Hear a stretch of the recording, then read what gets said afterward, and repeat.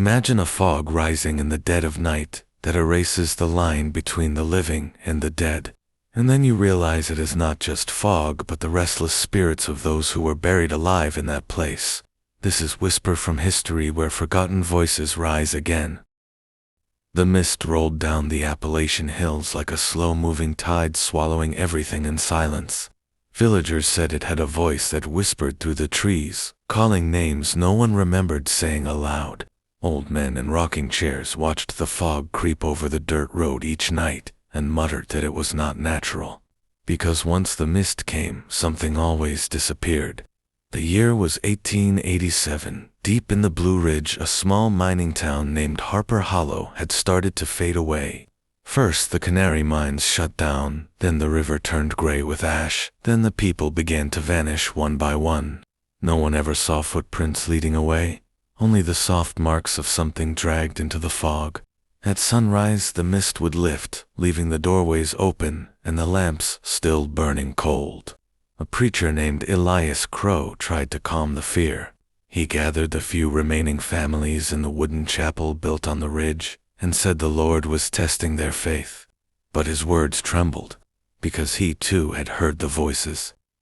They came at midnight, just before the fog thickened, whispering his name from the valley below.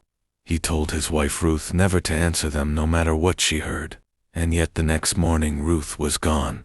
The search parties found nothing, only a handkerchief tied to a tree branch miles from town. They said it fluttered even when the wind was still. The miners refused to work near the cliffs after that. One of them swore he saw shapes moving inside the mist, like figures walking in slow motion, like men carrying lanterns that glowed from within. Rumors spread of a tragedy buried under the mountain, a collapsed shaft sealed without warning trapping 37 miners alive. The company denied it, but the locals knew their fathers had never come home. And some claimed the fog began on that very night. They said it rolled out of the earth as if the mountain itself exhaled its dead. Elias Crow could not let it rest. He climbed to the old shaft entrance, alone carrying a lantern and his Bible. Witnesses saw him disappear into the white wall of vapor. He never returned. For weeks the town waited until the mist finally swallowed Harper Hollow entirely. No one knows when the last light went out. Years later, travelers passing through the valley spoke of a church bell ringing from somewhere inside the fog. Others swore they saw faint silhouettes working by the river, their pickaxes swinging soundlessly in the air. And sometimes, when the wind shifted, a voice would echo across the ridge, soft, tired pleading, asking if the shift was over yet. Scientists came decades later, calling it a meteorological phenomenon. They wrote of temperature inversions and moisture from underground springs. But even they admitted that their instruments failed inside the fog.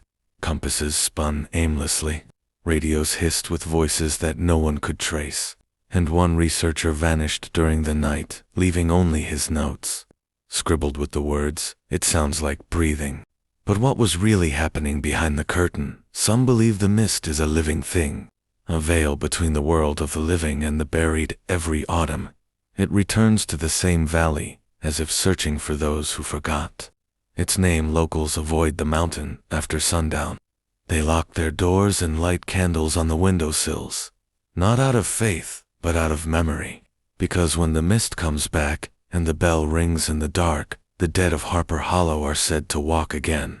Is this just a legend, or does the mist still rise there? Even today, if you ever hear a bell ringing in the Appalachian Mountains, do not stop, for perhaps Harper Hollow is still breathing, and who knows what else.